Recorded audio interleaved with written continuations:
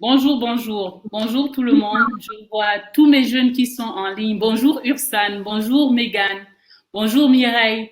Bonjour à tous ceux qui se sont connectés pour ce nouveau webinaire. Bonjour à tous les parents qui se sont associés à nous pour suivre ce webinaire sur notre empreinte numérique et notre responsabilité. Une fois de plus, nous avons sur scène notre expert en cybercriminalité qui va nous aider à regarder quels sont les comportements que nous utilisons en ligne qui peuvent être au détriment de notre futur. Je voudrais que vous utilisiez le chat pour poser toutes vos questions concernant le thème. On aura 30 minutes de présentation et on aura aussi 30 minutes de questions-réponses. Désolé pour le retard, quelques soucis techniques, mais comme on a commencé là, on va continuer. Je vais dire bienvenue à notre présentateur, c'est Gilbert Allégué, l'expert en cybercriminalité. Il est senior manager à KPMG. Il a 20 ans où il travaille avec des entreprises pour empêcher les cyberattaques. Et il a été notre speaker depuis 2 séminaires déjà et on va continuer avec lui sur notre empreinte numérique, notre responsabilité. N'oubliez pas d'utiliser le chat pour vos questions. Gilbert, c'est à toi. Merci Sylvie. Bonjour à tout le monde. Bonjour chers parents, chers amis. Merci d'avoir accepté de vous connecter ce matin pour ce séminaire. Je commence déjà par m'excuser parce que ça fait plus de 10 ans que je n'ai pas parlé, je n'ai pas utilisé le français de manière officielle. Donc, si quelque part vous entendez des choses pas très agréables en français ou en grammaire, veuillez m'en excuser. On va y aller donc. Mon empreinte numérique, ma responsabilité. Qu'est-ce qu'on va faire? Qu'est-ce qui serait pour... on va discuter de quoi dans ce séminaire? On va d'abord rapidement parler d'une présentation. Je veux me présenter. On aura une introduction. On va comprendre le cybermonde. On va parler surtout des principaux risques, surtout ces risques-là qui affectent les jeunes et ce qu'ils doivent faire. On va passer directement à voir quelques conseils et ensuite, on va voir les conclusions et je vais répondre à vos questions. Alors, le cybermonde, c'est quoi? C'est ce monde virtuel dans lequel nous vivons. Ce monde interconnecté et à la limite connecté dans lequel nous vivons. Et ce qu'il faut noter dans le cybermonde, c'est que chaque fois qu'on y a, chaque fois qu'on se connecte dans ce monde-là, nous laissons des traces. Nous laissons des marques. C'est cela qu'on appelle les empreintes numériques. Ça veut dire que chaque fois que vous vous connectez sur Google, chaque fois que vous allez sur Facebook, chaque fois que vous allez sur YouTube, vous laissez des marques. Chaque fois que vous visitez un site web, vous laissez des marques. Et ces marques-là, les gens le recueillent, les gens peuvent les utiliser pour vous aider, mais aussi pour vous nuire. Et donc, aujourd'hui, il est question de faire attention à ce que nous faisons. C'est exactement quand nous marchons dans la rue, nous laissons des traces. Nous laissons, au fur et à mesure qu'on avance, surtout s'il y avait de la boue ou quelque chose, vous allez voir qu'au fur et à mesure qu'on avance, nous laissons des traces. On peut voir nos pattes sur la route. C'est la même chose dans le cybermonde. C'est la même chose quand on se connecte sur Internet. Nous laissons des traces. Quand on marche, quand on surfe, quand on poste des choses sur Internet, nous laissons des traces et ces traces-là peuvent nous être fatales. Et donc, nos empreintes numériques qu'on laisse sur Internet peuvent avoir des bénéfices, mais ça peut aussi nous coûter cher. Ça peut clairement dire à quelqu'un qui veut le savoir quels sont les sites que nous fréquentons et qu'est-ce que nous y faisons. Et ils peuvent donc utiliser ces informations-là pour nous faire chanter, pour les utiliser à nous nuire, pour nous empêcher d'obtenir un travail. Et je connais des personnes qui ont perdu leur boulot, qui ont perdu des postes politiques à cause des commentaires qu'ils avaient postés sur Internet il y a 10 ans, il y a 20 ans, parce que ces choses-là restent. Mais ça peut aussi être bénéfique parce qu'on peut utiliser cela pour, surtout si vous allez sur Amazon par exemple. Ce que vous faites sur Amazon, Amazon l'utilise pour vous proposer des nouvelles choses à acheter. Et donc, à la fin, quand on va sur Internet, il faut savoir peser le pour et le contre. Malheureusement, aujourd'hui, nous constatons que le contre domine un peu plus sur le pour et on va essayer de discuter de tout cela ce matin et de trouver comment est-ce qu'on peut éviter ce problème-là. Ce qu'il faut noter le plus important ici, c'est de comprendre que tout ce qui est partagé en ligne restera toujours en ligne. même quand on les efface, elles restent toujours en ligne. Il ne faut pas que quelqu'un vous trompe que la photo que vous avez mise sur Snapchat, là, elle s'est effacée parce qu'elle reste dans les serveurs de Snapchat. Il ne faut pas que quelqu'un vous trompe que ce que vous avez mis sur WhatsApp ou que ce que vous avez mis sur Facebook, on peut les effacer parce qu'elles sont sauvegardées dans des serveurs. Et quelqu'un qui s'y connaît peut avoir accès à ce serveur-là et vous exposer ces informations-là et vous nuire. Toutes les données fournies à un réseau social sont emmagasinées.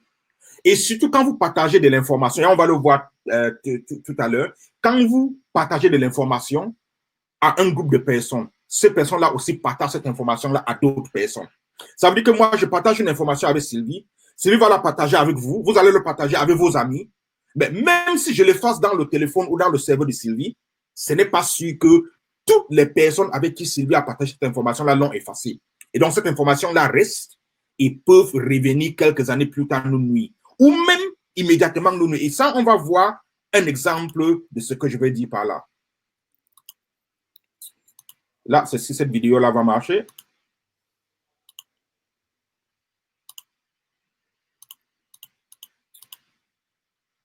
Non, elle ne fonctionne pas. Alors, on va continuer. Et je vais vous montrer cette vidéo-là à la fin. Mais en fait, cette vidéo-là, c'était l'histoire d'une jeune fille qui a posté une image. Et elle est rentrée en classe et elle s'est rendue compte que toute la classe avait reçu l'image parce que la personne à qui elle a posté l'image l'a reposté à tout le monde, y compris son prof. Et donc, elle s'est sentie flouée, elle s'est sentie embarrassée, elle a fui. Et je voudrais vous montrer cette vidéo-là que vous allez voir à la fin pour vous dire des choses claires et simples. Faites attention à ce que vous postez sur Internet parce que vous ne savez pas ce qu'on peut l'utiliser. Et là, vous voyez quelques risques de ce qui peut arriver si vous postez des informations non contrôlées sur Internet. Et il y a des choses qui peuvent vous arriver, des choses assez graves. Par exemple, le sextage. Le sextage, c'est quoi? Le sextage, c'est quand on crée un groupe WhatsApp à l'école, on est en train de poster des images, ok, on va filmer sa poitrine, on va filmer ses cuisses, on va filmer sa figure, on va se partager beaucoup de choses sur WhatsApp, ça peut être sur Snapchat, ça peut être toutes ces informations-là qu'on partage. C'est bien beau de le faire parce que c'est bien, mais le sextage en lui-même peut créer des situations embarrassantes. Mais elle peut aussi créer une situation de sextorsion. C'est-à-dire, quelqu'un qui a cette image-là, maintenant vous fait chanter. Quelqu'un qui prend cette image-là vous dit, vous allez continuer à m'envoyer plus d'images ou je vais le publier partout. Ou je vais le mettre sur Internet. Il y a le revenge porn.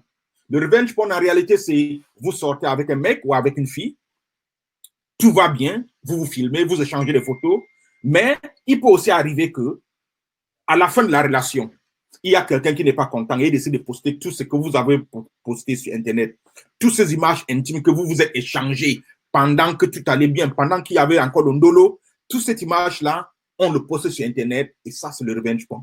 Tout ça, c'est criminel. Ce n'est pas acceptable, mais c'est des choses qui arrivent. Imaginez un instant que vous êtes, on vous fait chanter à cause des images que vous avez postées à l'école. Imaginez un instant qu'un garçon vous dit, vous allez me faire ça ou vous allez me donner ça, sinon vos images sont diffusées. Imaginez un instant que quelqu'un vient vous dire, si vous n'acceptez pas de faire ceci ou cela, je vais publier tout ce que vous avez sur Internet. Ou si vous ne me donnez pas tel montant d'argent, ça, vous êtes fichu. Imaginez un peu ce que cela peut faire pour vous.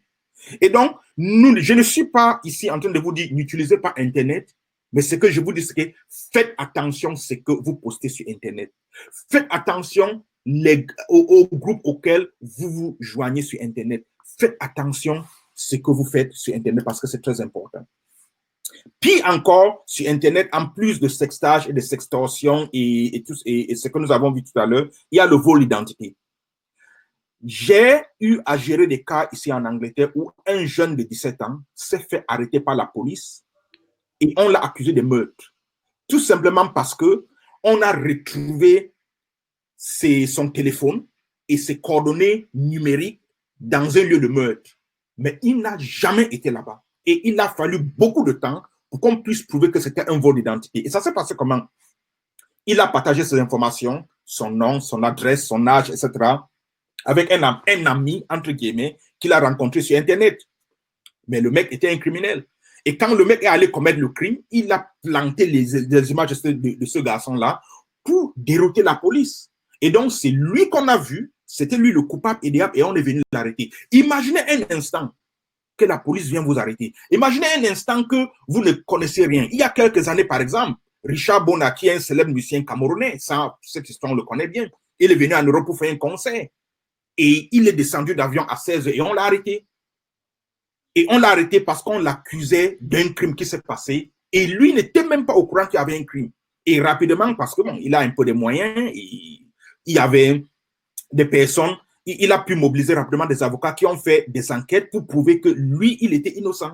Et il a pu faire son concert. Mais imaginez que vous débarquez en Europe en vacances, que vous voulez aller, c'est pas dans une autre ville en vacances, et qu'on vous arrête pour un crime que vous n'êtes même pas au courant parce que vous n'avez pas été prudent avec votre identité sur Internet. Votre empreinte numérique a été volée ou a été utilisée pour faire un crime quelque part et que vous n'êtes pas au courant, mais la police, elle peut être au courant, elle peut venir vous arrêter. C'est exactement comme si je vais braquer une maison ou je vais voler dans une maison et je jette votre carte d'identité là-dedans.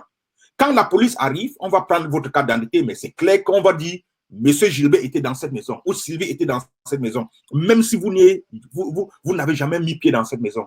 Et pour vous en sortir de cette situation compliquée, ça va être très, très difficile. Alors faites attention encore.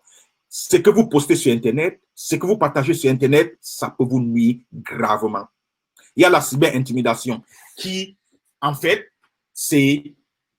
on peut vous intimider. Imaginez dans la cour de l'école, on vous intimide, on vous insulte, on vous harcèle. Mais ça se passe aussi sur Internet. Imaginez que vous arrivez à la maison et même avant de vous coucher, il y a des gens qui vous insultent. Et à la fin, je vais essayer de vous montrer une vidéo encore qui dit exactement cela.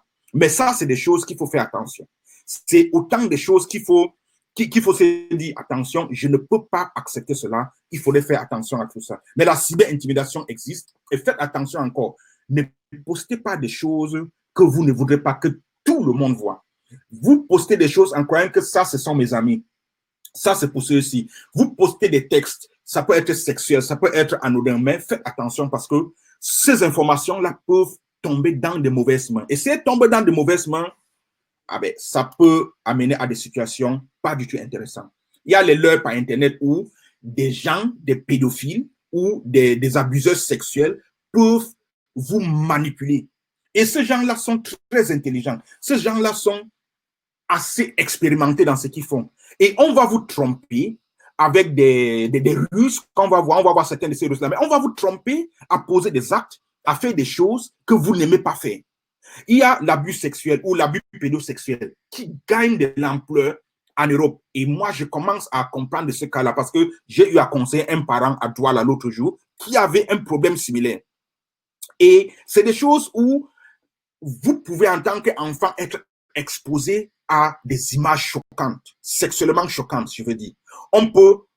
Vous pouvez être victime d'attouchement sexuel, on peut vous forcer à la masturbation devant les autres ou à regarder les scènes de masturbation. Ça peut même être des pénétrations vaginales ou anales. Moi, je connais une famille qui, à la limite, aujourd'hui, se trouve dans une désarroi parce qu'ils se sont rendus compte que leur enfant de 15 ans a été manipulé à se livrer à des actes homosexuels. Et ça a commencé sur Internet. Le leurre a commencé par Internet et ça s'est transformé dans un abus sexuel. Et aujourd'hui, c'est vrai que la police est impliquée, on est en train de regarder, mais le mal est déjà fait. Et c'est cela que je veux attirer votre attention. Faites attention à ces amis, entre guillemets. Faites attention à ces relations, entre guillemets, que vous créez sur Internet. Ne créez pas ces relations-là parce qu'elles sont dangereuses. Soyez intelligents. Soyez attentifs. Il y a un certain nombre de ruses que vous allez trouver sur Internet, surtout avec ces gens-là qui essaient de vous manipuler. Quelqu'un peut vous demander un coup de main. Et ensuite, on vous demande un coup de main, on vous dit, mais écoutez, vous juste m'aider, vous savez, je veux trouver ceci, j'ai besoin de tel fichier. Ça peut être des gens qui vous disent, non, écoutez, c'est le jeu, hein, c'est un jeu vidéo, on peut jouer, on peut s'amuser. Ça peut être des gens qui ont trouvé votre nom quelque part et qui viennent vous appeler par votre nom. Et puis, mais nous nous sommes rencontrés à tel endroit, mais vous ne vous rappelez plus de moi? Et tout cela, l'objectif, c'est de vous manipuler à croire que cette personne-là vous connaît. C'est de vous manipuler à croire que vous êtes des amis avec cette personne. C'est de vous manipuler à croire que cette personne, c'est votre ami. Il a votre intérêt à cœur. Mais en réalité, c'est une manipulation qui vise à vous exploiter, qui vise à vous causer du tort, qui vise à vous embarrasser, qui vise en fait à vous créer ou à créer une situation compliquée pour vous. Il y a par exemple les compliments, il y a de l'argent, il y a, on peut vous dire, écoutez, on va vous donner un boulot, surtout comme les vacances arrivent, on va vous donner un boulot, on va vous donner un stage de vacances, on va vous donner quelque chose d'intéressant. Vous allez vous laisser aller là et ça va créer des situations. Ça peut être de l'argent qu'on vous donne, ça peut être des cadeaux qu'on vous donne. Faites attention à toutes ces personnes inconnues, à tous ces étrangers que vous rencontrez et qui sont subitement très gentils.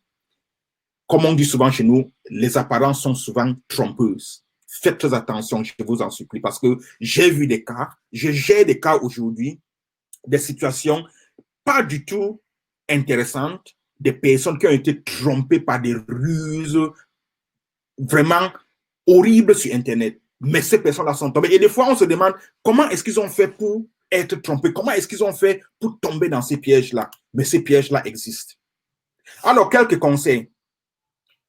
Et nous allons voir ces conseils-là, mais essentiellement, elles s'affichent sur l'écran. Essentiellement, c'est important. N'envoie jamais de photos à caractère sexuel. Ne fais jamais des choses devant une caméra que quelqu'un pourrait utiliser. Faites attention. Quand vous voyez une image sur Snapchat, par exemple, n'oubliez pas que des gens peuvent faire une capture d'écran et utiliser ces images-là. On vous dit que sur Snapchat, après quelques heures, l'image va s'effacer. C'est faux. C'est vrai que Snapchat a configuré le système qu'après quelques heures, l'image va s'effacer, mais je peux faire une capture d'écran de cette image, je peux sauvegarder cette vidéo-là, je peux faire une capture d'écran et après, hop, elle est sur Internet, elle est partout et vous avez un problème. Donc, si tu fais des images nues ou si tu fais des trucs sexuels devant une caméra, quelqu'un pourrait facilement utiliser ces images-là pour t'humilier. Faites très attention. C'est facile d'enregistrer ce qui se passe durant une conversation vidéo. Tu peux être en train d'avoir une conversation vidéo avec ton webcam, mais moi, de mon côté, je suis en train de tout enregistrer à ton insu. Une conversation sur WhatsApp, par exemple, peut être enregistrée aujourd'hui. Donc, il faut faire attention. C'est vrai qu'on vous dit WhatsApp est crypté, mais on peut enregistrer des conversations. Moi, j'enregistre des conversations sur WhatsApp. Et c'est quelques jeux de touches. Ça me prend 2 secondes pour lancer l'enregistreur. Elle enregistre. Et les vidéos et la voix de tout ce qui est dit sur WhatsApp. Il est possible de faire passer des images préenregistrées en flux continu. Ça veut dire que moi, du haut de mes, je sais pas, de mes 80 ans aujourd'hui, je peux me créer un profil sur Internet et je commence à discuter avec vous, mais l'image que vous allez voir et même la vidéo que vous serez en train de voir de moi serait la vidéo peut-être de mon fils de 17 ans ou de 15 ans. Et donc, vous êtes en train de croire que vous parlez avec quelqu'un de 15 ans ou de 14 ans, pourtant que vous êtes en train de discuter avec moi du haut de mes 80 ans. Et moi, je vous manipule, je vous amène dans une situation complètement indésirable et je vous abuse, ou je vous fais chanter, ou je vous crée un trouble psychologique duquel vous allez souffrir pour vous en sortir. Une personne qui prétend que sa caméra ne marche pas essaye sûrement, je dis ici peut-être, mais je dis sûrement de cacher ton identité. Oh, j'ai un problème avec mon ordinateur, la caméra ne marche pas, fuyez. C'est dangereux. Ne cède jamais aux menaces. Et ça, ce 5e point-là, elle est très importante. Si quelqu'un te fait chanter, si quelqu'un te menace, parlez à un adulte, parlez à votre parent, parlez à un adulte immédiatement. N'attendez pas. Parce que plus vous pensez que vous pouvez gérer le problème, plus vous pensez que vous pouvez vous en sortir, ça va compliquer l'affaire et ça va le compliquer encore plus. Et de mon expérience à gérer ce genre de cas avec la police et les services sociaux ici, nous nous sommes rendus compte que plus vite un adulte est impliqué et qu'on gère le problème, plus vite le mieux c'est pour tout le monde. C'est clair que vous allez y laisser quelques plumes, mais c'est la meilleure solution que d'essayer de le gérer vous-même parce que vous ne pourrez pas. Vous ne le connaissez pas. Et même si vous le connaissez, il s'en fout. Ça va être difficile pour vous de recueillir les preuves pour le créer des problèmes. Donc, autant mieux en parler à quelqu'un qui va vous comprendre, qui va vous conseiller, qui va vous aider et vous aider du haut de son expérience, l'expérience que vous n'avez pas, à vous sortir de cette situation compliquée. Quand vous filmez et quand vous postez les photos, faites attention. Comme je l'ai dit tout à l'heure, ces photos-là ne vont pas disparaître. Aujourd'hui, faites attention au screen surtout sur WhatsApp, c'est les captures d'écran. Je peux faire une capture d'écran de ce que vous avez posté et je peux l'utiliser après pour vous nuire. Quelques conseils. Arrête-toi et pense avant de publier. Réfléchis. Est-ce que la photo que je suis en train de vouloir publier, je serai le seul à le voir? Est-ce que la photo que je suis en train de vouloir publier serait une photo qui va être cachée? Comment est-ce que ces photos-là peuvent être vues dans 10 ans? Est-ce que mon futur employeur, est-ce que mon futur fiancé, est-ce que ce gars que je piffe et que j'aimerais l'épouser demain, s'il se rend compte qu'il y a 10 ans, j'étais en train de poster des photos nues sur Internet, comment est-ce que ça va se passer? Comment est-ce qu'il va prendre cela? Est-ce que moi, j'aimerais épouser un gars qui se faisait pavaner sur Internet avec des photos nues? Ça, c'est des questions que vous devez vous poser. Arrêtez-vous et posez des questions avant de vous violer en quelque sorte sur Internet. Ne jamais accepter de rencontrer un étranger que vous avez rencontré en ligne, seul ou dans un lieu privé. Moi, je connais des cas de jeunes filles qui se sont fait assassiner au Cameroun parce qu'ils ont rencontré quelqu'un qu'ils ont vu en ligne. La rencontre s'est mal passée et la personne est devenue violente. Et cette violence a conduit à la mort. Et aujourd'hui, on n'a même pas pu mettre la main sur le meurtrier parce qu'il a fui et il n'y a pas de preuves. Parlez surtout à un aîné, mais faites attention à ce que vous faites sur Internet. Et surtout, n'allez pas rencontrer des personnes que vous ne connaissez pas. N'aie jamais divulgué ton âge, ton école, l'adresse de la maison, ton numéro de téléphone, le nom de la famille, etc.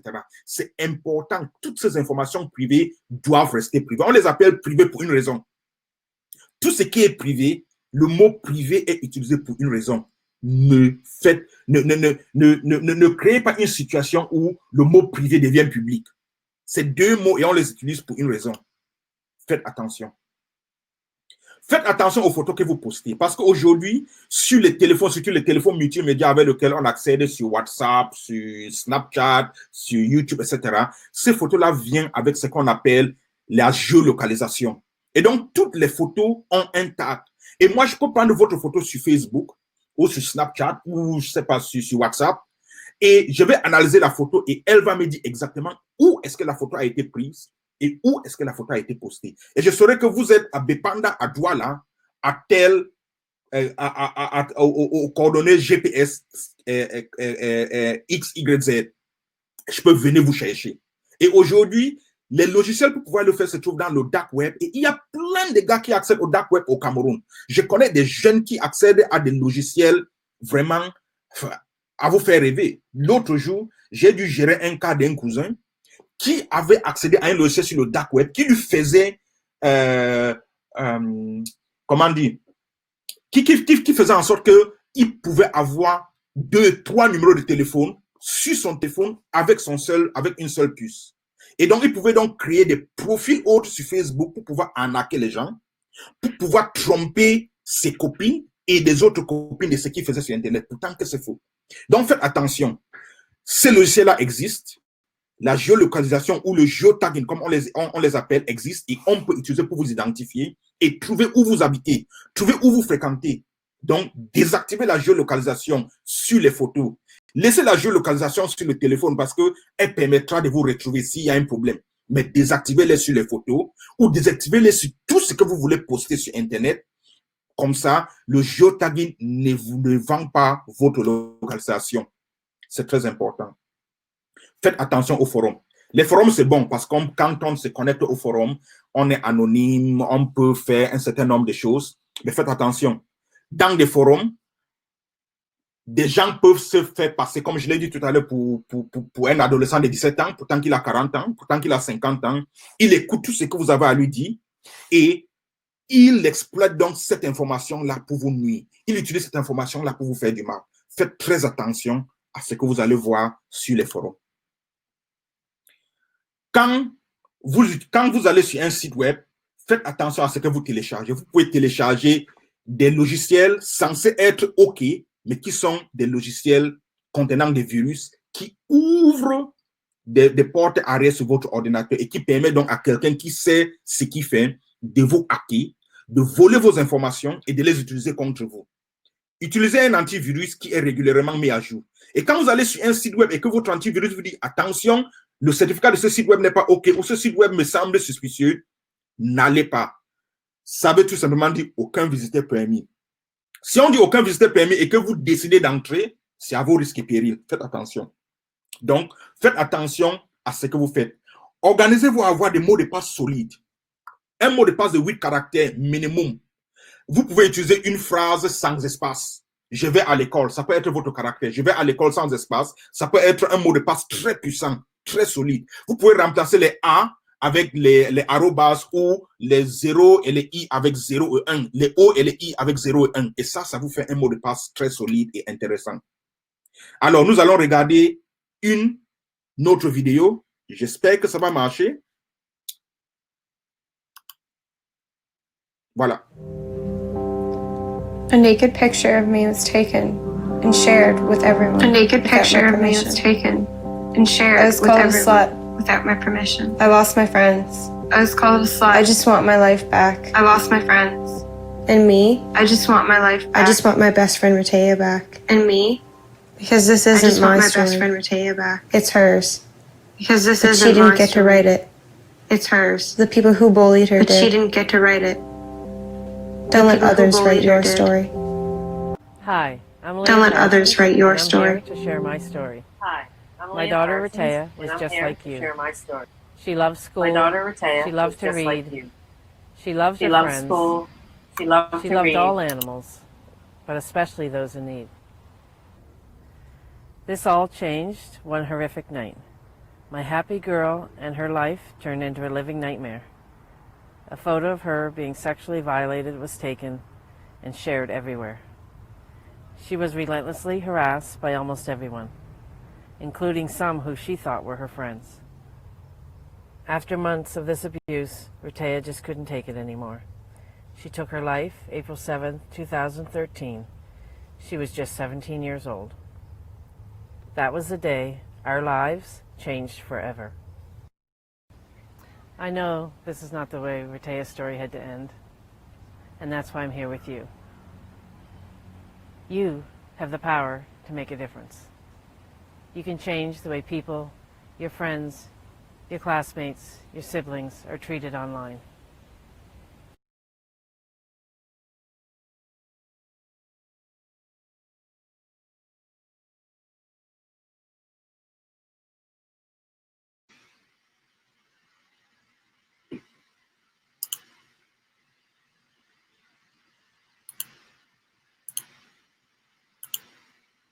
Alors, j'espère que vous avez pu voir cette vidéo qui raconte l'histoire d'une jeune fille qui s'appelle Ratea au Canada, qui a posté des images sexuellement explicites et ces images ont été utilisées contre elle. On l'a fait chanter, on l'a extorquée, on l'a harcelée, on l'a intimidée. Et à la fin, elle n'en pouvait plus, elle s'est suicidée. Ça, c'est des choses qui peuvent aussi vous arriver. Ça, c'est des choses que je vois souvent. C'est des cas que je gère souvent. Et donc, le message final ici, c'est ne laissez pas les autres écrire votre histoire. Ne laissez pas les autres écrire l'histoire de votre vie. Vous devez être au contrôle de votre vie. Et le seul moyen d'être au contrôle de votre vie, c'est de faire en sorte que les informations vous concernant soient contrôlées par vous-même. Ne laissez pas un criminel contrôler les informations sur vous. Ne laissez pas un criminel contrôler ce qui est posté sur Internet. Ne laissez pas un jaloux poster vos images sexuellement explicites que vous avez partagées dans l'amour, dans l'ondolo. Ne le laissez pas après, quand vous vous êtes séparés, vous nuire. Tout cela est simple. Réfléchissez à ce que vous postez sur Internet. Arrêtez-vous et réfléchissez. Ne postez pas des choses que vous n'aimerez pas que vos parents voient sur Internet, C'est aussi simple que ça. Et je dirais, faites très attention. Parce que ceux qui sont vos amis aujourd'hui peuvent se retourner être vos pires ennemis demain. Et ils ne vont pas se lésiner sur les moyens de vous faire chanter, de vous faire souffrir et de vous punir. Merci beaucoup d'avoir écouté. Je vais prendre quelques questions maintenant. Merci beaucoup, Gilbert. Merci beaucoup pour ce brillant exposé. Ce que j'ai compris, c'est qu'une attitude irresponsable en ligne peut mener jusqu'au suicide. une attitude irresponsable en ligne peut mener jusqu'au suicide.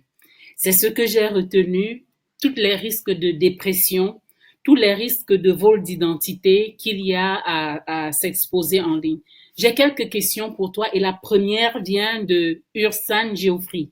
Ursan demande, est-ce qu'une solution possible pour permettre que nos informations restent privées est d'utiliser un pseudonyme ou un avatar? Oui, déjà, utiliser un pseudonyme ou un avatar, c'est déjà bon parce qu'elle va cacher votre photo. On ne saura pas exactement qui vous êtes. Mais en plus, activez les filtres privés. Si vous êtes sur Facebook, si vous êtes sur YouTube, etc., activez le filtre privé pour garder vos informations privées. Parce que quand vous créez un compte, ces comptes-là sont créés par défaut public. On voit tout ce que vous avez, on voit tout ce que vous pouvez poster. Activez le filtre privé. Et cela vous permet, dans une certaine mesure, de contrôler qui peut voir vos informations, avec qui vous le partagez. Mais ça, c'est sur Facebook, ça, c'est sur YouTube, mais ce n'est pas le cas partout. Faites attention à ce que vous postez, par exemple, sur WhatsApp. Faites attention à ce que vous postez peut-être sur Snapchat. Faites attention à ce que vous postez peut-être sur des groupes. Vous pouvez bien utiliser un avatar, mais votre nom est peut-être là. Même si c'est un pseudonyme, mais si vous postez une image qui est explicite, on va clairement voir que cette image-là vient de Gilbert, vient de Sylvie, et ce qui vous nuit. Et donc, faites très attention, parce que je pense que le plus gros risque, ce n'est peut-être pas ce qui se passe sur Facebook ou sur YouTube, mais c'est surtout ce qui se passe sur nos téléphones portables. C'est ces images-là qu'on partage. C'est là où le gros risque se trouve. Merci beaucoup, Gilbert. La prochaine question, c'est, elle vient de Alcide et il parle de vol d'identité et extorsion dont vous avez parlé. Il demande, est-ce que cette attitude est juste celle des étrangers ou même nos proches peuvent être nos propres persécuteurs? Mais écoutez, tout le monde peut nous persécuter et il ne s'agit pas d'un étranger. Posez-vous la question, qui est celui-là qui est qui a beaucoup de motivation de venir voler chez vous? Quand on regarde les cas de vol, 80% des cas de vol dans la vie active n'est pas fait par des étrangers.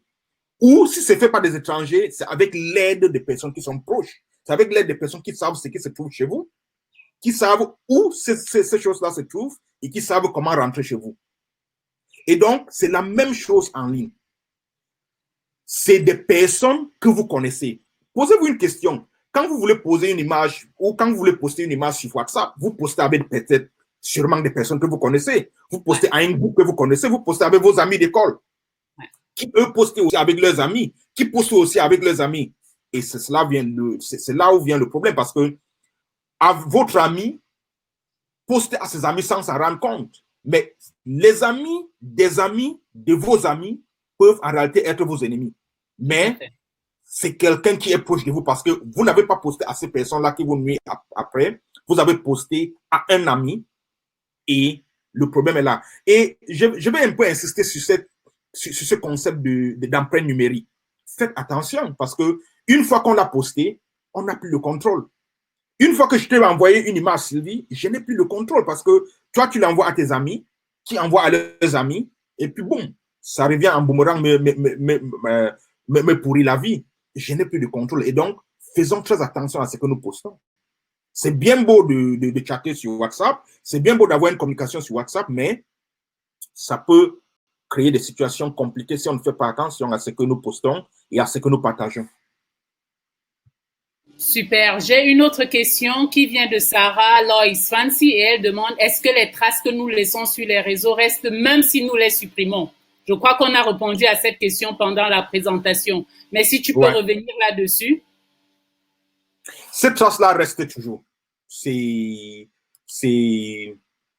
Comment dire? Je l'ai dit tout à l'heure, tout ce que nous postons sur Internet reste sur Internet, même si on les efface. Parce que, voyez-vous, quand vous postez quelque chose, elle se trouve sur un serveur aux États-Unis. Mais, parce qu'il y a les sauvegardes des données, parce qu'il y a la réplication des données, Ces serveurs-là vont aussi partager des données-là avec d'autres serveurs qui se trouvent à travers le monde. Donc, le serveur des États-Unis va partager avec celui qui se trouve en Europe, en Afrique, etc., pour pouvoir sauvegarder les données. Mais aussi, quand vous l'avez posté et que vous m'avez tagué sur Facebook, moi, je vais sur mon Facebook, je vois ta photo, Sylvie, et je le reposte à d'autres personnes, qui vont le reposter à d'autres personnes, qui vont le reposter à d'autres personnes. Vous allez commencer par où pour effacer? Vu que la photo a été postée à 10 000 personnes. Il n'y a pas un seul serveur qui garde ces informations-là. C'est plusieurs serveurs qui les gardent. C'est plusieurs ordinateurs privés qui les gardent. C'est plusieurs téléphones portables privés qui les gardent. C'est plusieurs stockages iCloud ou Google Drive qui stockent toutes ces images-là. Et donc, de mon expérience, il est impossible de tout effacer. On vous dira que oui, on peut effacer, mais il est impossible de tout effacer. Par contre, ce que les gens font aujourd'hui, c'est que dans des pays comme ici en Angleterre ou au Canada ou aux États-Unis, il y a des sociétés qui font de la veille. Et donc, vous leur dites, je ne veux pas telle photo de moi. Et tout ce qu'ils vont faire, c'est qu'ils vont vous dire, nous avons effacé ce que nous avons vu. Et nous avons mis un système de veille en place. Si on arrive à trouver d'autres, on fera en sorte qu'elle est effacée. Mais posez-vous la question, si votre photo se retrouve maintenant en Russie, ou au Kazakhstan, ou au Turkménistan, je ne sais plus, dans des pays où les États-Unis n'ont aucune influence, dans les pays où les Européens n'ont aucune influence, comment est-ce qu'ils feront effacer ces images-là? Ils n'ont pas ce pouvoir-là, ils ne pourront pas, parce que ces pays-là n'ont pas signé des accords de coopération ou de collaboration. Et donc, il serait impossible d'effacer ces images-là. Vous ne pourrez pas, on ne pourra pas l'effacer, et donc vous aurez toujours un sérieux problème. Merci beaucoup. Il y a Christelle qui demande comment, en tant que parent, pourrais protéger mes enfants de tout cela. Et je voudrais répondre à Christelle. On en a discuté les 2 sessions passées, les 2 webinaires passés, c'était avec les parents. Et on expliquait aux parents comment est-ce qu'on peut protéger nos enfants en ligne. Si Christelle n'a pas suivi ces webinaires-là, il y a des liens de rediffusion. On pourrait vous l'envoyer si vous nous envoyez un email. Une autre question qui vient de Merzny, elle demande comment fait-on pour savoir que quelqu'un se sert de notre identité? Comment fait-on pour savoir que quelqu'un se sert de notre identité? Je ne sais pas comment répondre à cette question-là. Peut-être la simple réponse est on ne le saura jamais. Ouais. Jusqu'au jour où quelqu'un nous dit qu'on se sert de notre identité, jusqu'au jour où on est dans des problèmes. Ouais. On le saura. C'est comme, prenons un cas dans la vie normale, oublions le cybermonde. Quand vous perdez votre carte d'identité, vous savez que quelqu'un l'utilise? Non, vous ne savez pas. Jusqu'au jour où quelqu'un vous dit que mais j'ai vu ta carte d'identité, on a retrouvé votre carte d'identité dans un lieu, sur une scène de crime. C'est là où vous allez vous dire, hey, qu'est-ce qui s'est passé? Ouais. Au moins dans la vie normale, si vous perdez votre carte d'identité, vous pouvez faire un certificat de perte. Sur la toile, dans le cybermonde, quand vous postez vos informations ou quand quelqu'un vous vole votre identité, vous n'êtes même pas au courant. Jusqu'au jour où vous retrouvez vos coordonnées dans le dark web, jusqu'au jour où vous vous rendez compte que vous êtes en train d'envoyer des mails que vous n'avez jamais envoyés. Oui. Que vous êtes en train de poster des choses sur Facebook que vous n'avez jamais postées. Et c'est là où vous commencez à vous poser des questions. Et donc, c'est quoi le dark web? Oui. C'est quoi le dark web? Donc, le dark web, c'est une partie du web, oui, mais qui est fait à la limite, à peu près à 65% pour des choses pas légales. Ah. Donc, les gens utilisent le dark web pour aller chercher. Par exemple, moi, de temps en temps, je vais dans le dark web pour chercher des outils qui me facilitent dans mon travail parce que ces outils-là sont faits par des criminels qui sont là-dedans et ça me facilite dans mon travail. Mais dans le dark web aussi, vous allez trouver des hackers, vous allez trouver des gens qui viennent chercher ou qui viennent collaborer sur des techniques de hacking, qui viennent collaborer sur des techniques de protection, qui viennent collaborer. Vous allez trouver des policiers dans le dark web. C'est un monde où on collabore sur des choses extra-légales, si je peux l'appeler ainsi. Et vous n'avez pas intérêt à ce que vos données se retrouvent dans le dark web parce que vous ne savez pas qui. Parce que tout ce qui se connecte dans le dark web se connecte de façon anonyme. Donc, on peut se rencontrer dans le dark web et vous ne saurez même pas que c'est moi. Mais on peut collaborer sur des choses, on peut travailler sur des choses, mais vous ne saurez jamais que c'est moi. Et voilà ce qui est, à la limite, qui fait peur du dark web. Mais le dark web n'est pas aussi mauvais que ça. Mais c'est une partie du web qui n'est pas visible. Vous n'allez pas trouver le dark web avec une recherche sur Google. Vous n'allez pas trouver une dark web en surfant comme ça. Vous pouvez accéder au dark web en utilisant des protocoles bien précis avec Internet, etc. Je ne sais pas si ça répond à la question, mais... Merci beaucoup. Je suis un peu éclairée sur le dark web. Merci beaucoup. Et je voudrais aussi poser la question qui vient de Gisèle. Gisèle demande, est-ce qu'il est possible de restreindre le partage de nos données à des serveurs de certains pays? Technologiquement, non. OK. Ça dépend de la société. Donc, aujourd'hui, en Europe, par exemple, et même il y a quelques années, quand je travaillais à Singapour, le gouvernement singapourien avait dit les données des citoyens singapouriens ne doivent pas quitter le Singapour. Si vous voulez recueillir les données des citoyens singapouriens, installer un serveur à Singapour et le faire. Mais ça, c'était le gouvernement qui avait imposé ça. Mais un citoyen normal, imaginez un peu, comment est-ce que vous allez commencer à dire à Facebook que gardez mes données seulement au Cameroun? Mais ils vont vous dire que vous avez le choix, ou vous allez vous balader, ou vous utilisez Facebook et Snapchat, ou je ne sais plus quoi. Nous n'avons pas, en tant qu'individu, nous n'avons pas ce pouvoir-là. C'est compliqué. Ici, en Europe, par exemple, il y a une loi qui s'appelle le GDPR, le General Data Protection Rules, qui dit ou qui impose des règles aux sociétés. Toutes les données des personnes qui sont dans l'Union européenne, il y a des règles pour que ces données-là quittent l'Union européenne et se retrouvent aux États-Unis ou dans un autre continent. Mais ça, c'est des gouvernements et des organisations supranationales qui ont imposé ça. Mais de façon individuelle, c'est souvent assez compliqué de le faire. Je ne pense pas que je connais un cas où un individu ou des individus ou un groupe de personnes ont réussi à imposer à un organisme comme Google ou Facebook ou Yahoo de maintenir les données que sur des serveurs spécifiques. Ça ne marche pas comme ça. D'accord, super. Merci beaucoup, Gilbert. La prochaine question, elle vient de Harold et Harold demande comment désactiver la géolocalisation sur les photos. Alors, là, c'est... Comment dire? Je pense que la façon la plus facile de répondre à cette question-là, c'est de faire une recherche sur Google et vous allez trouver. Parce que ça dépend de la marque du téléphone, ça dépend de l'opérateur et peut-être vous rapprochez du constructeur ou du fabricant du téléphone ou vous rapprochez de votre opérateur ou peut-être regarder sur Google. Et là, on vous donnera des explications en fonction de votre marque de téléphone parce que la manière de le désactiver sur un iPhone serait différente de le désactiver peut-être sur un Samsung et elle va être différente de la manière qu'il faut le désactiver peut-être sur un téléphone LG ou un téléphone Huawei, etc. Et donc, pour ne pas trop y passer du temps, moi, je vous conseille de faire une recherche sur Google et à la limite, on pourra travailler sur des stratégies, comment vous aider là-dessus. Mais la meilleure option, c'est une recherche sur Google. Vous mettez votre téléphone et vous aurez des conseils comment le désactiver. Super. Merci beaucoup. Google est votre meilleur ami, mais faites attention à ce que vous y écrivez aussi, parce que chaque clic compte. Ah oui. Il y a Berthe qui demande, est-ce qu'on doit alors mettre tous nos comptes de réseaux sociaux en privé? Je le pense que oui. Okay. Parce que, posez-vous une question simple. Pourquoi est-ce que vous allez sur Facebook? Est-ce que c'est pour partager avec des personnes que vous ne connaissez rien d'eux? Ou c'est pour partager avec vos proches. Okay.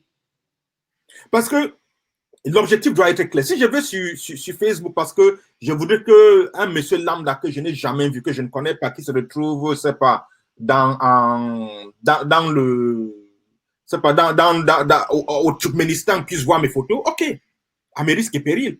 Mais si j'y vais parce que je voudrais que toi, Sylvie, tu vois mes photos, si je vais parce que je veux que mon frère qui est au Canada puisse voir mes photos, là, c'est autre chose. Ils sont mes contacts, on reste dans un monde privé et on va partager. Et donc, ça dépend des objectifs de tout un chacun. Moi, je ne peux pas être ici et connaître vos objectifs, mais moi, je dis, si vous ne voulez pas, alors restez privé. Ces photos-là sont privées. Dans le temps, avant qu'Internet ne venait, c'était dans des albums.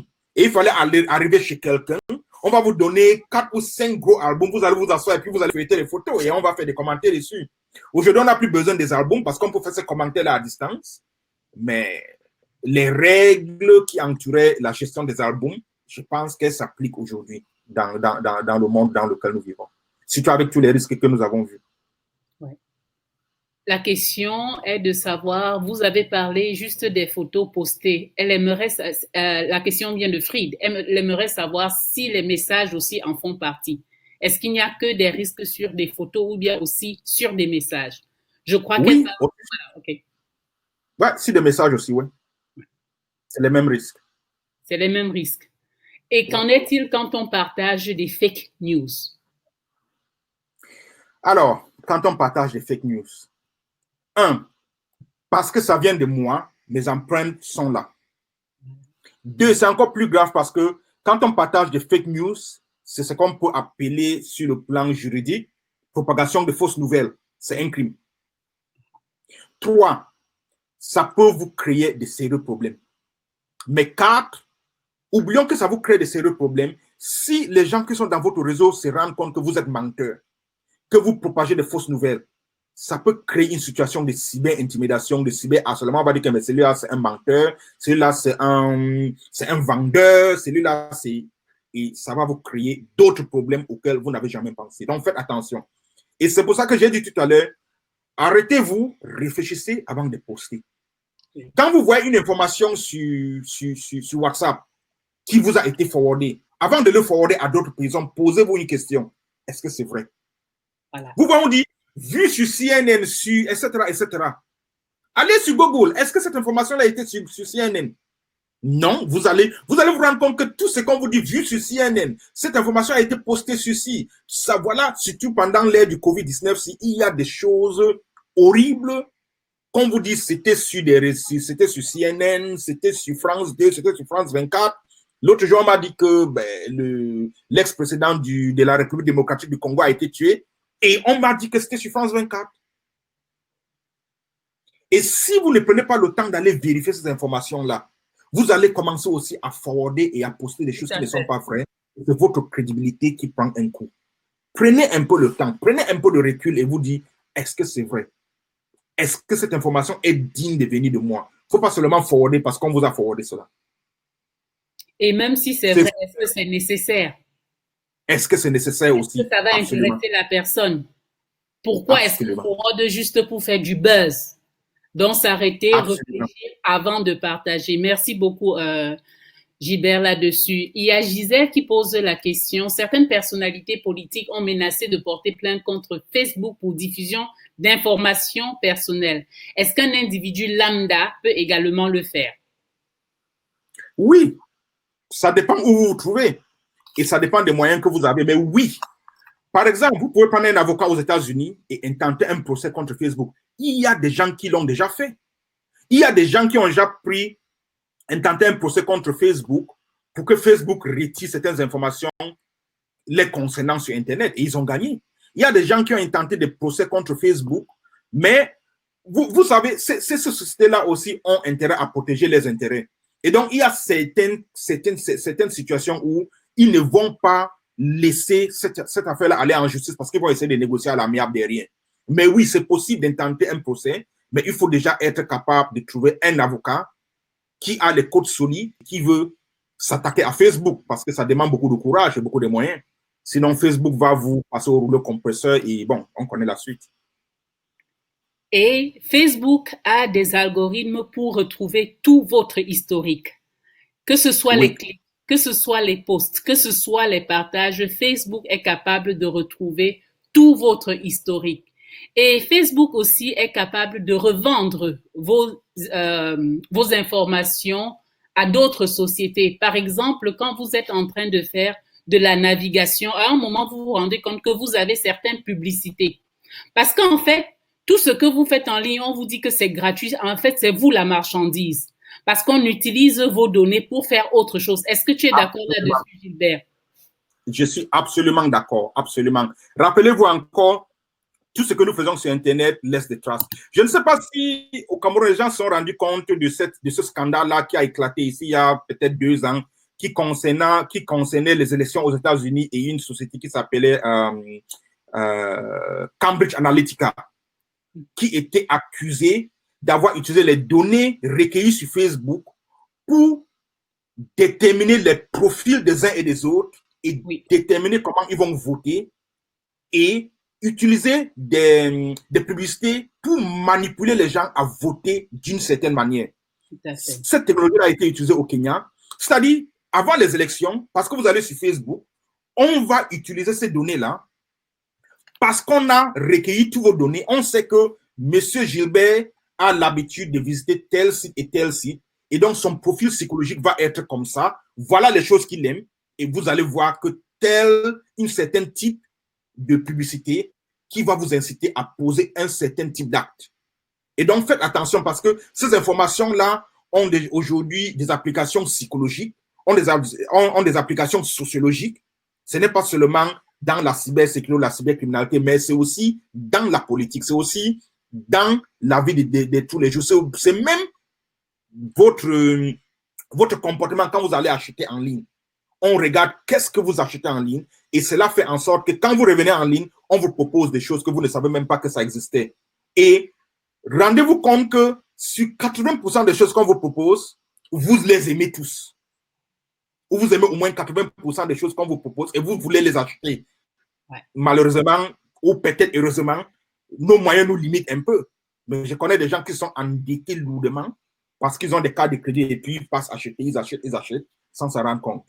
Mais la manipulation qui peut se trouver sur les réseaux sociaux avec les données que nous laissons, avec nos empreintes numériques est énorme et il faut faire très attention à cela. Merci beaucoup, Gilbert. La question suivante vient d'Honorine. Elle demande si les appels vidéo ou audio sont plus sécurisés que les messages envoyés directement à une personne. Non. Et je vais expliquer pourquoi. Aujourd'hui, il y a des technologies qui font en sorte que je peux injecter une autre vidéo dans cette conversation-là. Et vous serez en train de voir une vidéo de quelqu'un d'autre et c'est ma voix que vous allez écouter. Et nous sommes en live. Aujourd'hui, je crois que sur certains réseaux au Cameroun, et je crois que TF1 a fait une émission dessus, il y a ce qu'on appelle le deepfake. Yeah. Je crois que certains ont vu ça. Donc, moi, je peux créer une vidéo dans le deepfake et je le mets là. Et vous allez voir mon fils de 17 ans qui est en train de parler avec toutes les gestuelles faciales que je peux avoir, mais c'est quelqu'un d'autre, ce n'est pas moi. Et donc, vous avez une vidéo de moi, mais qui n'est pas moi, et qui vous explique un certain nombre de choses. Et donc, ce que je dis, c'est que prudence, parce que nous avons créé Internet, nous avons créé les réseaux sociaux pour faire des choses, mais aujourd'hui, c'est en train de devenir une fléau sociale. Et faites attention, parce que les risques ne font que s'augmenter, surtout aujourd'hui avec l'intelligence artificielle et le cloud où nous avons des capacités de traitement des données beaucoup plus larges qu'on n'a jamais eu auparavant. D'accord. Merci beaucoup, Gilbert. Là, on est en train de parler vraiment aux jeunes. Quand on est en train de subir de l'harcèlement, de la cyber-intimidation, quels conseils est-ce que vous leur donnerez? Parce que peut-être on a fait des choses sans le savoir et maintenant on est en train de subir. À qui s'adresser en se disant que dans mon pays, par exemple, il n'y a pas de police de mœurs ou de cyber police. À qui est-ce qu'il faut s'adresser quand on est en train d'être harcelé, quand on est en train d'être intimidé en ligne? La réponse simple de mon point de vue, c'est adressez-vous à un adulte à qui vous faites confiance. De préférence, vos parents. Mais si vous n'arrivez pas à faire confiance à vos parents, ce qui est déplorable en elle-même, et il faudrait peut-être qu'on voit pourquoi, mais si vous n'arrivez pas à faire confiance à vos parents, c'est ce qu'il y a un oncle ou une tante à qui vous faites confiance et avec qui vous pouvez parler. Mais parler et parler. Ne le gardez pas, n'essayez pas de le gérer parce que vous n'allez pas pouvoir le faire. Et surtout, ne souffrez pas en silence. Maintenant, il y a des cas, et j'ai vu des cas où peut-être la personne qui nous fait chanter ou la personne qui nous fait souffrir ou la personne qui nous abuse est un oncle et peut-être même un parent ou un membre de notre famille. Trouvez quelqu'un d'autre de confiance et essayez autant que possible de recueillir des preuves. Mais parlez à quelqu'un en qui vous avez confiance et qui peut vous étudier, parce que je suis sûr qu'il y aura quelqu'un qui peut vous écouter. Un ami proche de la famille, etc. Mais n'essayez pas de le gérer vous-même parce que vous n'allez pas pouvoir. Et ne souffrez pas en silence parce que ça aura des conséquences sur votre psychologie, sur votre vision de la vie, sur la manière que vous allez réagir ou collaborer avec des gens dans le futur. Ne prenez pas ce risque-là. Super. Adressez-vous à vos parents. Adressez-vous à vos parents ou bien adressez-vous à une personne en qui vous avez confiance et qui est capable de vous donner un conseil ou bien de réagir à cela. Et surtout, ne le gardez pas pour vous parce qu'on a vu des déprimes qui sont arrivées à des suicides et c'est pas ce qu'on veut pour notre jeunesse. On peut faire des erreurs, mais on est toujours capable de rattraper. Donc, adressez-vous à des personnes de confiance. Il y a Ilona qui demande si, par exemple, on reçoit plusieurs invitations d'un compte de Facebook, sachant que nous sommes déjà amis sur Facebook. Y a-t-il de quoi s'inquiéter? Oui. Moi, je dirais, si je reçois aujourd'hui une invitation de Facebook de quelqu'un que je connais, il n'y a rien de mauvais de prendre le téléphone et dire, est-ce que vous m'avez envoyé une invitation sur Facebook? Ça prend 2 minutes et c'est vite fait. Parce que ce compte-là, nous savons aujourd'hui qu'il y a des comptes pirates. Nous savons aujourd'hui que quelqu'un peut créer un compte pirate et il appelle Gilbert Allégué officiel. Ça ne serait pas mon compte. Mais dès que vous voyez Gilbert Allégué officiel, vous allez dire, ah oui, c'est Gilbert Allégué, j'accepte. Et cette personne-là rentre dans votre réseau, voit toutes vos informations privées et c'est la catastrophe. Donc faites attention. Comme je dis souvent, les apparences sont trompeuses. Ce n'est pas parce que vous avez une invitation qui vient de Sylvie ou de Gilbert que c'est forcément Sylvie ou Gilbert. Regardez de près et prenez cette mauvaise habitude, je dirais, d'appeler les gens pour dire, est-ce que tu m'as donné une invitation sur Facebook? Est-ce que tu as liké ma page? Est-ce que c'est toi qui m'as envoyé tel mail? Etc. Ça va vous prendre peut-être 2 minutes de plus, mais ça peut vous sauver la vie. Ça, c'est un très bon conseil. Ça, c'est un très bon conseil. Et il en va de même pour WhatsApp parce qu'on a eu des cas où des gens ont hacké des numéros WhatsApp d'autres personnes, ont utilisé le numéro pour demander des transferts d'argent à leur contact. Et il a fallu que la personne dise, faites attention, ce n'est pas moi qui vous appelle, mais avant cela, le mal est fait, quoi. Prenez le temps d'appeler la personne, surtout quand vous avez de telles demandes avant de porter toute action. Est-ce que tu es d'accord là-dessus, Gilbert?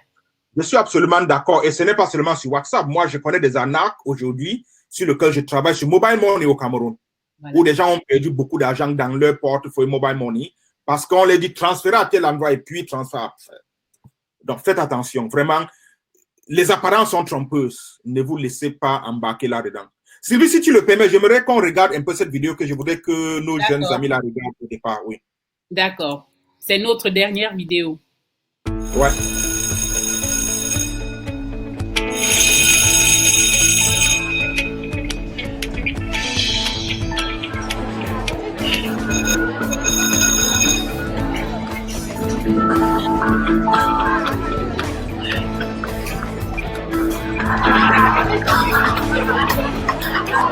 Hey, Megan. Nice. Thank you. Thank you. Quiet, please. Hey, Megan. Shane Andrews. Nice. Yes. Quiet down. Thank you. Abbott. Yes. Yeah. Graham Carl. Yes. Quiet, please, everyone. Jessica Collins. Here. Kate Copper. Present. Shane Andrews. Charles Douglas. Yes. Yep. Present. Sarah Dobson. Emily Abbott. Here. Yeah. Graham Carl. Harry Hall. Yes. Jessica Brett Collins. Holbrook. Here. Yep. Kate Copper. Claire Present. Henderson. Charles Douglas. Yep. Regan Simpson. Sarah Dobson. Megan Here. Edgerton. Harry Hall. Present. Brett Megan. Holbrook. Yep. Megan. Claire Henderson. Yeah. Regan Simpson. Megan Edgerton. Megan Edgerton. Megan. Megan. Megan. Megan Edgerton. Think you know what happens to your images? Who Megan. will see them? How they will affect you? Who will see them? Think again. How they will affect you? Think again. Think you know what happens to your images? Merci beaucoup. Merci beaucoup, Gilbert, pour cette brillante présentation. J'espère que notre audience a été servie. J'espère qu'on a pu répondre à vos questions. Pour les parents qui n'ont pas été là la fois passée, on va vous envoyer des rediffusions. Il suffit de nous envoyer un email à cabinetimpact.com et vous aurez le lien de rediffusion. Ce que j'ai retenu, c'est que avant de poster, je réfléchis. Je réfléchis si mon père ou ma mère peut voir ça en ligne et que je n'ai pas honte, je peux poster. Mais si à un seul moment, je pense qu'un de mes parents aura honte me fera honte en voyant ça, je ne poste pas. Je dois aussi regarder si la nouvelle est d'une source sûre, si elle vient de CNN, si elle vient vraiment de France 2, je peux partager si elle est importante à la personne qui est en face de moi. Sinon, c'est interdit. Je ne forward pas les fake news. Je sais aussi qu'il y a des algorithmes qui sont capables de relever tout mon historique en ligne. Et que si ce n'est pas aujourd'hui, dans 10 ans, on peut revoir les photos que je postais quand j'étais saoul, ou bien quand j'étais dans une fête, ou bien j'étais nue et je postais en ligne, ou bien un like que j'ai fait sur une photo violente sur une personne. Ça peut être remis en ligne 20 ans plus tard et mon avenir peut être en jeu. Je sais aussi que les vols d'identité, ce ne sont pas aussi juste les faits des inconnus, ça peut être la famille proche qui est en train de m'harceler, mais que, après tout, quand ça arrive, il faut que je m'adresse à un adulte responsable qui est capable de me conseiller et même prendre des mesures. Ou bien si ça ne va pas, j'appelle Gilbert. Gilbert, je vais te donner 1 minute pour une conclusion pour ce brillant exposé. Merci beaucoup, Gilbert, d'être avec nous aujourd'hui. Merci à tous ceux qui se sont connectés pour la session d'aujourd'hui. Et on aura encore une session, cette fois-ci en anglais, dans 1 semaine sur le même thème, toujours avec notre brillant speaker, Gilbert. Gilbert, tu as 30 secondes pour boucler. Ben, écoute, je dis merci à tout le monde. Merci pour vos questions et merci pour votre participation. J'espère que la présentation a été utile et j'espère que vous avez appris des choses. Et si vous avez d'autres questions, n'hésitez pas à contacter Sylvie et on pourra trouver des voies et moyens pour vous répondre. Moi, je pense que c'est un sujet qui est d'actualité et nous devons tous, les jeunes, les parents, tout le monde doit y mettre un peu du sien pour qu'on puisse être un peu plus en sécurité sur la toile, dans le cybermonde et qu'on puisse avoir une vie aussi agréable qu'il a été pensé au moment où on créait Facebook et WhatsApp et pas créer des situations où les familles se mettent dans des situations de désarroi ou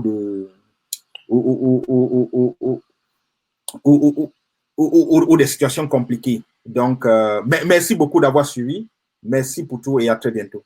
À très bientôt. On se revoit dans 1 semaine avec la version anglaise. À bientôt. Bye bye. Bye.